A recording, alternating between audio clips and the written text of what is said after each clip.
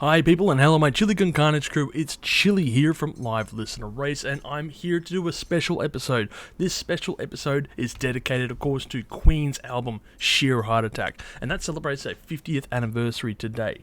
This album was a pretty massive breakthrough for Queen, as it is, the third record that the band had put out, and it serves as a bit of a bridge record between, I guess, what you could call the classic Queen sound and what was the early Queen sound that we found on the first two records, the first two self-titled records, we should say, Queen 1 and Queen 2. Sheer Heart Attack was also a record that, I guess, started to evolve the band's sound. While they were still a bit, I guess, raw around the edges and unrefined, this one started to bring it all together, and the band would start to really put in their layering sounds more and more so, with vocal melodies, guitar effects, and various other components that they would become synonymous for, and particularly later on down their track, such as on Bohemian Rhapsody in particular. So, yeah, the Sheer Heart Attack record is a bit of an interesting record when you're coming over into Queen's categories because, when you look at, say, 12 months down the line and you have A Night at the Opera, you have a very much refined sound, a much more polished, I guess, effect. But on Sheer Heart Attack, it's still very unrefined. It's very it's not a polished record by any means. It's this album that just sounds a bit raw and rough around the edges. It's not a polished effort. It's, I guess, an uncut diamond, you could call it. And I think that's probably the perfect way to describe this record because, it is a bit of an album that is, it's a phenomenal record in the catalogue of Queen. But at the end of the day, it is also one that probably gets overlooked a fair bit amongst, all the rest of what comes after.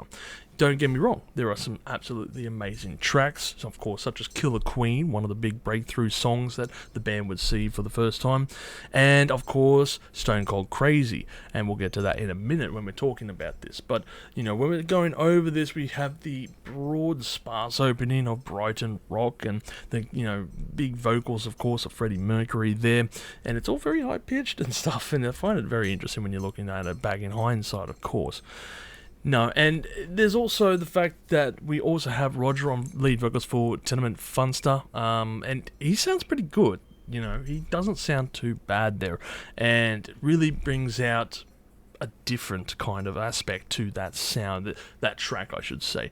If you had Freddie Mercury still singing on this song, this would be a very different sounding affair, but Tenement Funster, I guess, is just brought into a new dimension with his vocal pattern there, and, he does, as I said, he does a very good spot.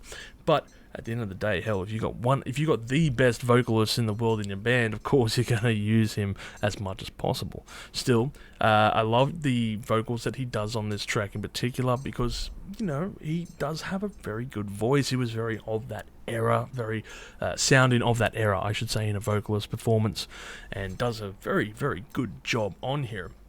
Now, as for the rest of the tracks we mentioned, so I want to go through them. Here we go, with after Tenement Funster, we've got Flick of the Wrist, which I think was a B-side for the Killer Queen single as well, just reading over that. But when you're going over the rest of the tracks, Lily of the Valley and such, all these songs start to merge almost into one grandiose epic kind of scale, and it's, Freddie Mercury was famous for saying that he wanted to bring opera to the masses, and it feels like this is where he starts to feel that.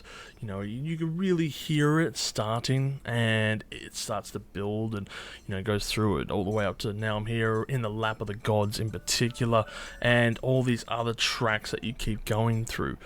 But one of the standouts that most metalheads would definitely know of is going to be Stone Cold Crazy. Now, this is the track that was covered by, of course, Metallica for Garage Inc. and their record there, and I guess it brought a whole new slew of fans when you got talking about Metallica fans to Queen and showing them the music. Not saying that many Metallica, I'm not saying that Metallica fans or metalheads in general don't know who Queen is. Quite on the contrary, in fact, one of my funniest memories I ever had was down at a metal club playing music and metal, and then all of a sudden the DJ put on Bohemian Rhapsody, and everyone just linked arms and started singing Bohemian Rhapsody, and it was just this phenomenal moment of my life. But back to Stone Cold Crazy, and this is where I guess many people would also say it is the first thrash metal song. And I think there's probably an argument to be made. Sure, it certainly leans into that as a proto thrash kind of song. I wouldn't entirely call it that, because yeah, look, this song influenced a band that was Metallica and part of the Big Four and the thrash metal community, but there's lots of other bands that came before and after and such that also influenced them, that were outside of this scene as well. It was it's definitely the fastest paced track on this record, don't get me wrong. It is just, balls of the wall ferociousness with this attack, and it's, absolutely great to hear Brian May just going nuts with the guitar picks there, and it's a crazy good track. But at the end of the day, to call this a proto thrash metal album would be a very big stretch. I don't see it as such. This is pretty much the bridge that is between the very early Queen records to what would be their later stadium opuses of the next couple of records that they saw. And Queen is a very hard band also to define, because every couple of years they all would change their sound and really just evolve. That's the thing, they always evolved with the times and just kept up to date with it.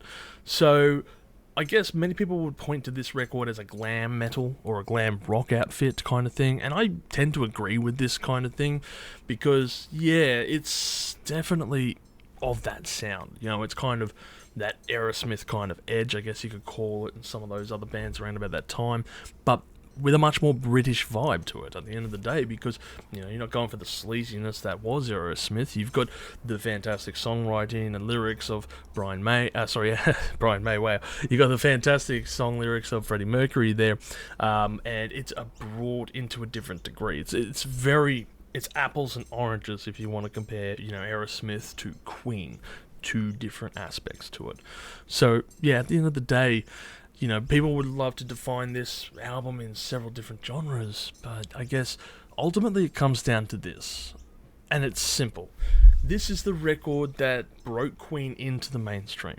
This is the record that helped them also define how their era would sound coming forward for the next two records, in particular when we're going forward with, of course, A Night at the Opera and A Day at the Races, especially coming up to News of the World, but more in particular on those first, the next two records that they would do.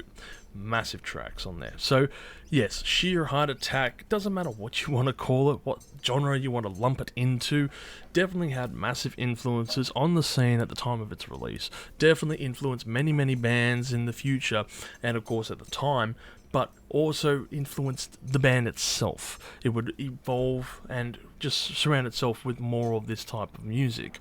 They saw what they could do, they saw their strengths on here, they liked what they were doing, the evolution, the fantastic evolution, of course, of this record. And this is one of those points where you kind of go, alright, well, a band that evolves can lose its old band members, fans I should say, but at the same time, if it's done right, you can create a whole new fan base. And I feel that they walked a nice edge doing what they were doing here, but they did it well. It's not like they would have lost all the old fan base bringing up into this record here. Instead, they would have just walked a fine line where the old fans would have said, yep, I like what I'm listening to here, and then of course new fans were brought into the fold. And Sheer Heart Attack is the start of the real band of Queen, the real kickstart, if you will. So, for its 50th anniversary, go forth and listen to this album, because it is simply phenomenal, and you must go forth and do so. So, happy 50th anniversary, Queen. If you've enjoyed this content, make sure to smash that like button, subscribe to us, and stay notified for future music-related content, because it keeps our manager happy at the end of the day. We are also on Discord, Instagram, Facebook, and all those other social platforms if you want to check us out. As always, people, you have a great day, and stay spicy.